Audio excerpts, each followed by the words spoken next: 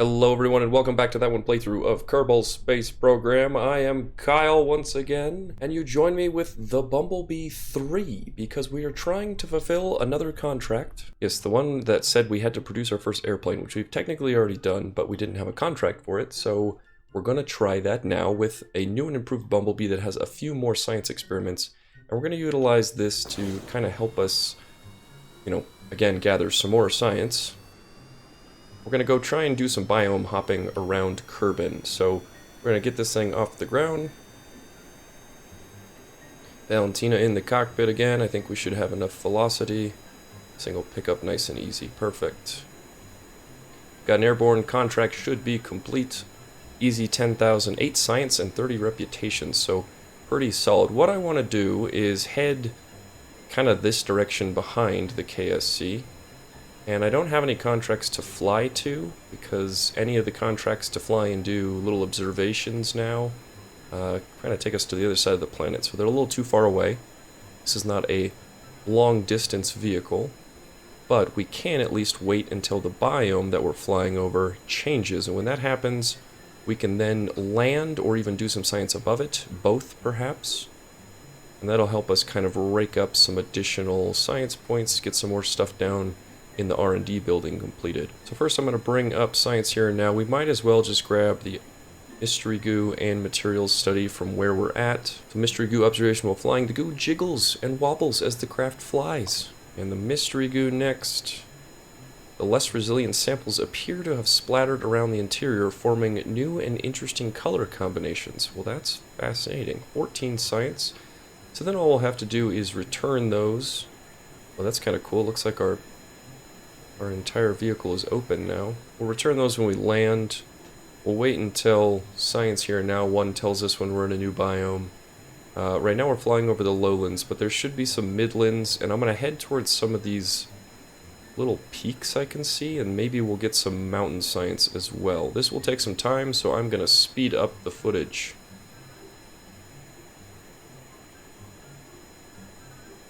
Oh, and it appears we just got a failure in one of our tanks. Let's see. Looks like a leak. Let's see if we can repair it.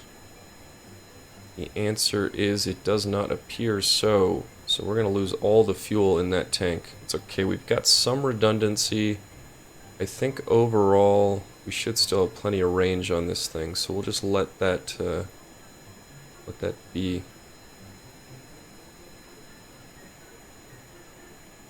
Alright, and our time warp stopped because we are over the Midlands.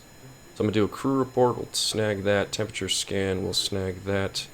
It doesn't look like anything else can be done. Can we do a pressure scan, or is that really just...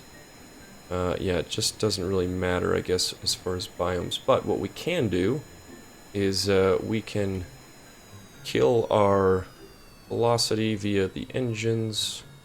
And I'm going to do a really kind of dangerous nosedive for the most part here. And I'm going to try and land here somewhere so that I can collect science from the ground as well.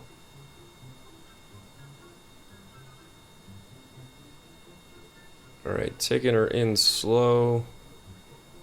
Make sure my brakes are back down to 50%. I keep forgetting to change that back in the VAB so that we don't spin out of control too much. So we're going to kind of let the ground come to us right now. I'm going to kill my engines. As this slope increases, we should be able to meet it relatively gently.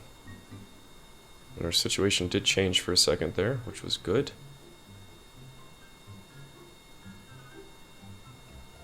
I won't apply the brakes too hard too soon. There we go, there we go. And we'll just hit the brakes hard now. Lock them in place. That's the kind of smooth landing we've wanted. Alright, I'll do another atmospheric pressure scan from the Midlands. Seismic scan, gathered precise acceleration data while subjecting the vessel to the situation. Next, we need to get out and reset some of these. Now, Valentina is not a scientist, so unfortunately we won't be able to reset the goo, but we can take the pressure data, we can take the temperature, and we will take the seismometer data. We will take everything from the cockpit as well. We'll do an EVA report from the Midlands, because we don't have that yet. Reboard, and that should give us the crew report again, temperature scan, and we just did seismic data, so we don't need that. We'll take these, just to make sure everything is reset one more time. Take. Everything else is clean. Board. Excellent. So, bunch more science there. So, let's go see if we can find some highlands now.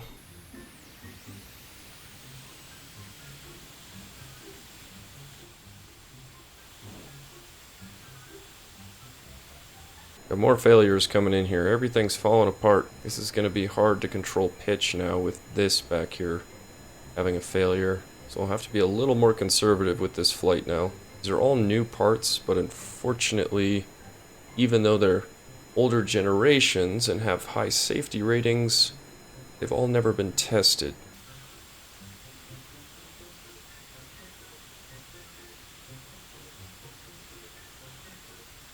We got a biome change to highlands, so we got to grab stuff quick.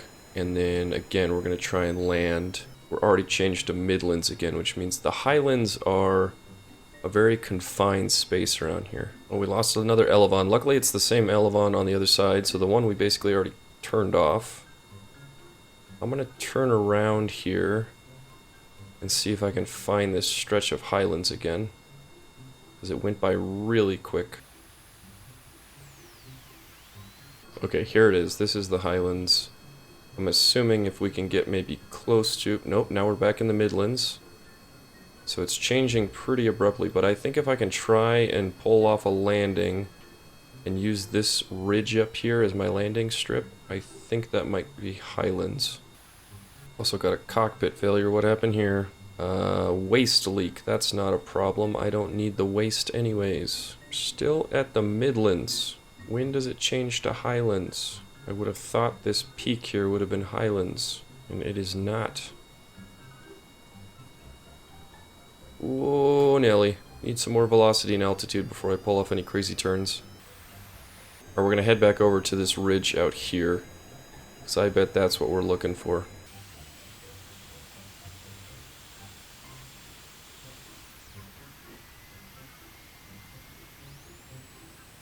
Got another liquid fuel leak. Fantastic stuff. This thing is lit up like a frickin' Christmas tree now.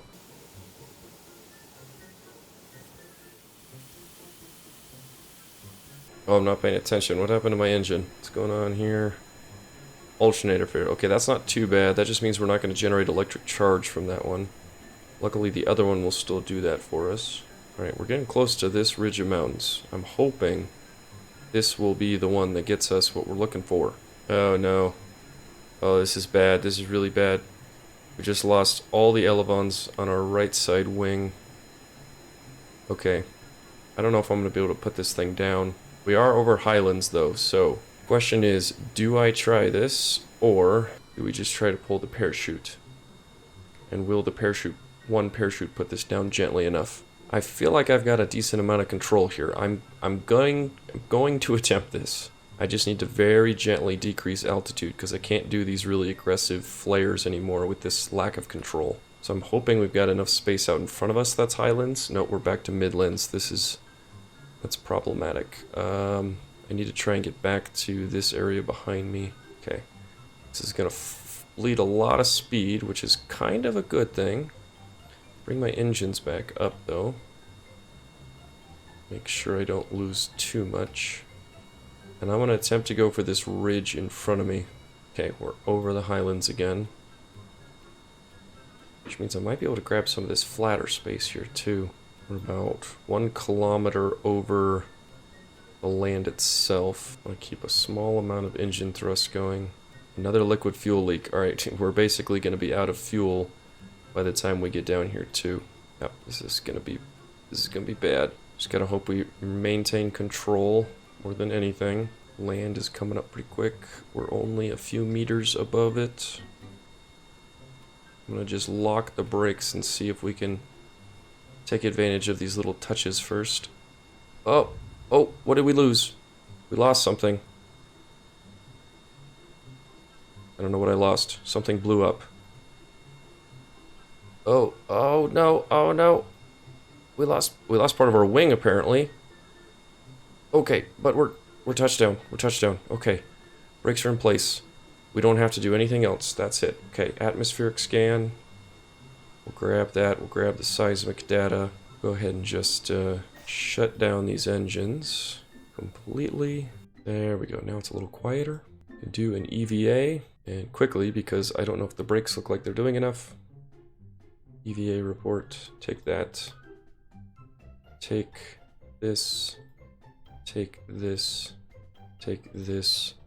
Reboard. And then I'm just going to recover the vessel and just take it as it is. Okay, well that's actually a raging success. 56 science from that mission, as well as completing the contract for our first plane, even though it wasn't necessarily our first one. Okay, and before I forget, we do have a couple more available upgrades we can do to increase the speed of some of our builds. I'm going to add a couple to the VAB, I'm going to add a couple to the spaceplane hangar, and then probably one to the main VAB. So we'll do that. We'll speed up our build process. Right now the Edison, which is what I'm going to launch next, is going to take approximately 2 days, 9 hours to complete, so I will show you that in just a second. Alright, the Edison 1 is going to take a few pages out of some books from the previous rocket we launched. We're just going to use thuds on the bottom. Doesn't need boosters. It has plenty of thrust.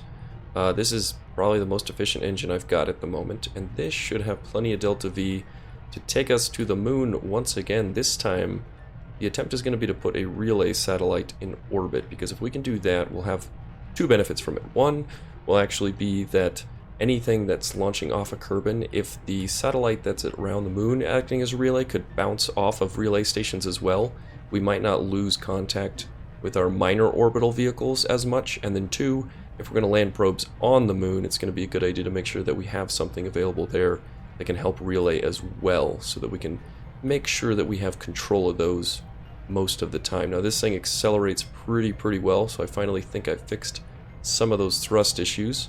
So I'm going to go ahead and make sure that this gravity turn is a lot more efficient. Should have pretty good reliability on all the parts that are used for this launch. Everything is pretty high generations. We've used it before. Nothing here should be an issue. I'm going to try and make sure we stay the inclination right at as close to 0 as we can keep it. And this is a much better gravity turn, I believe, too, because I'm turning a little bit earlier compared to normal, which means we might hit some heating and thermal issues as we get up to velocity here. And I ended up bringing my speed down as well, because I want to make sure that we don't burn up all our fuel so low. This first stage did a pretty dang good job. Now in the same vein as the previous launch, I'm going to go ahead and just let the apoapsis grow pretty high, and as long as our time to apoapsis keeps increasing, it should be a pretty comfortable trajectory.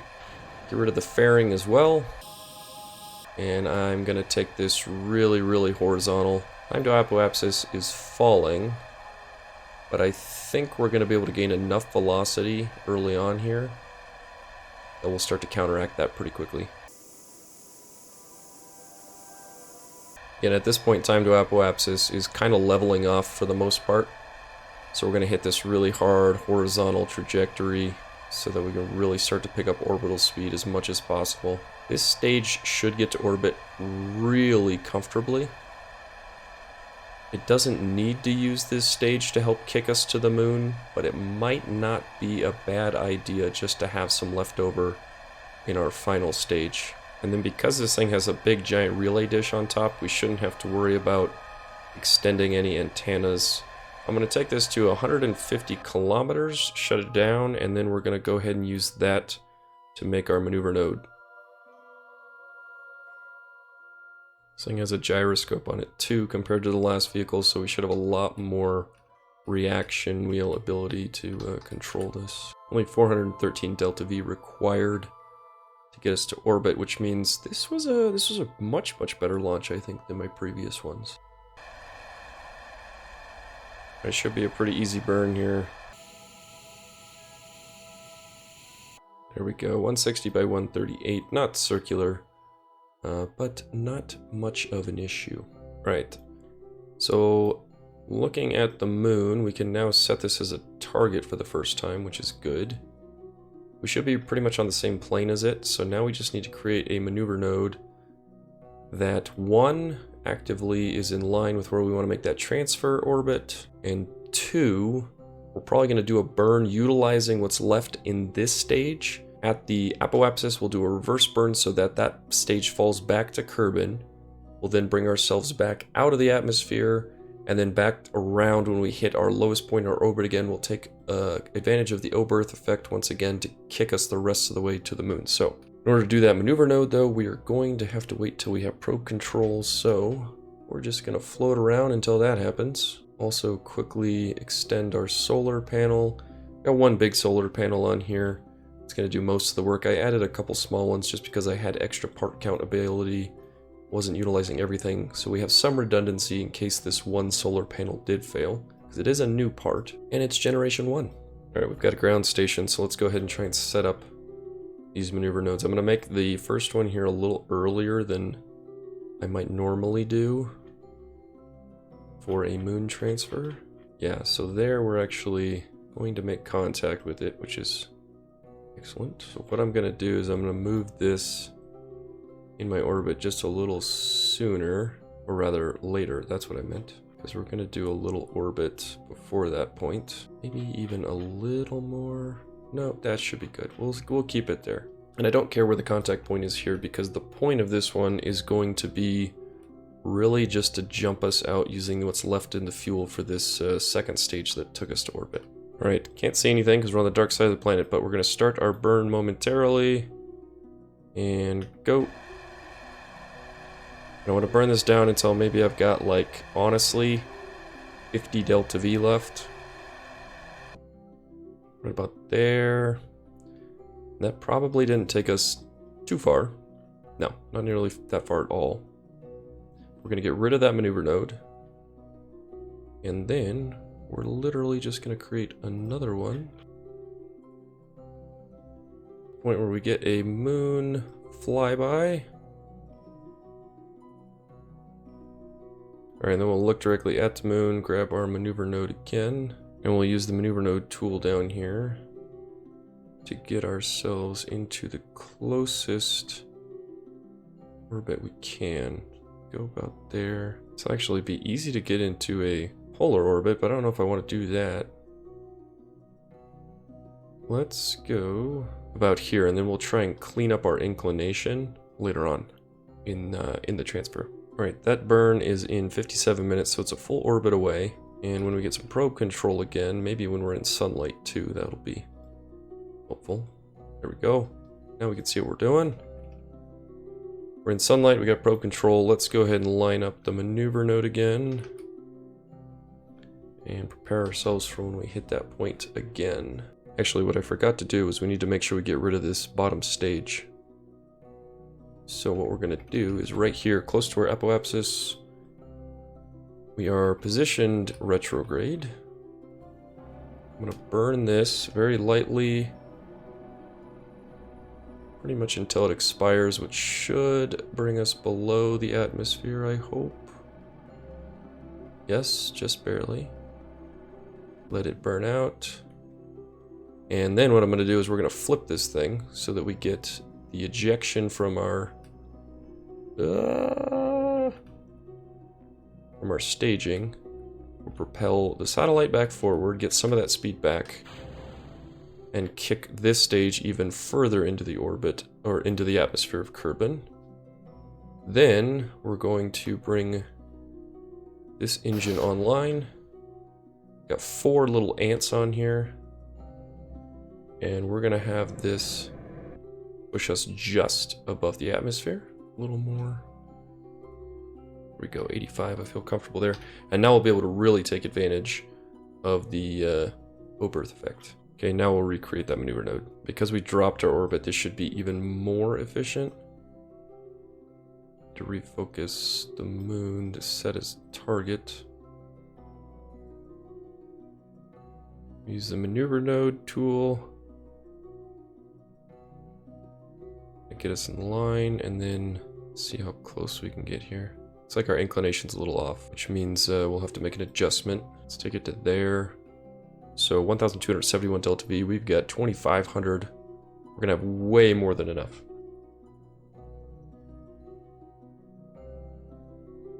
Alright, and because of the little engines on this guy, we're gonna have to do nearly a 2-minute burn, and I'm a little nervous because I don't know if we have probe control that much while this is happening, because we don't have a ground station. I think they should keep the SAS, and our actual node is pretty close to where we're already pointing, so this should be okay. And if we get probe control, which we just did actually, we can reorient it so it's even more efficient, and we should be able to start to see this orbit growing. Yeah, there's the apoapsis, 1,600 kilometers. Gonna be a long burn. I'll see you guys probably on the other side.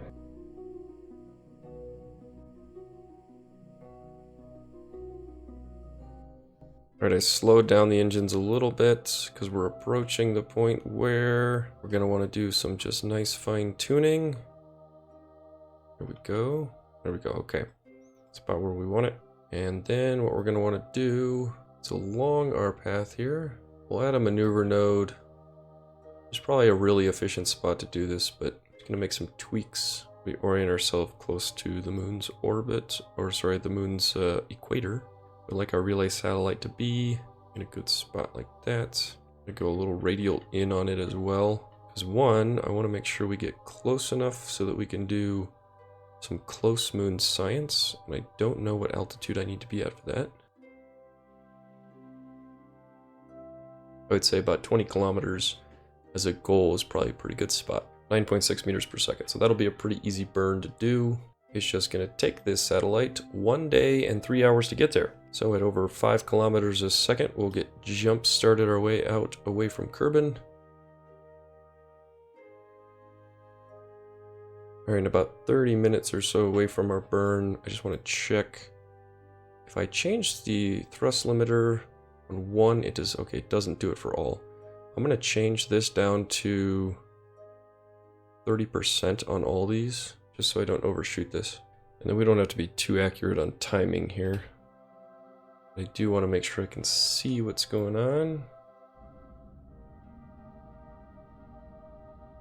Really light burns.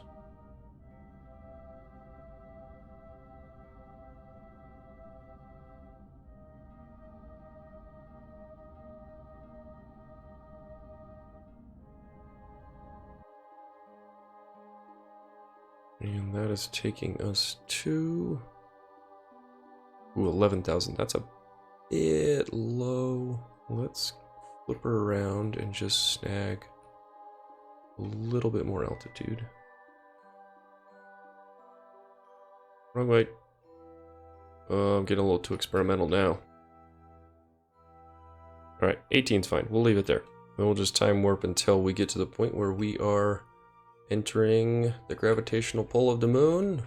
There it is. Boom. Okay. Nice. We get a better view of it this time. Coming in compared to where the sun is. Alright, no science from high moon that we've haven't done before. What we are going to want to do though is make sure our thrust limiters go back up so we can decelerate when we need to. Grab a maneuver node down here so we can circularize, and I think what I might want to do is keep this sort of high, because eventually we'll want to kick back up to a slightly high orbit. One, so that we can still be a relay satellite around the moon for any probes we land on the moon. We want to make sure they're not too low, that they're moving too fast, so that we only get brief moments to contact with them. We want to make sure it's not too high, so that way if it's on the opposite side, it doesn't take forever to come back around for us. So I think, you know, let's see. The highest we can do is pretty dang high. 11,000 kilometers. I don't need anything that big. Let's try about this. About 2,000 kilometers we'll take it to.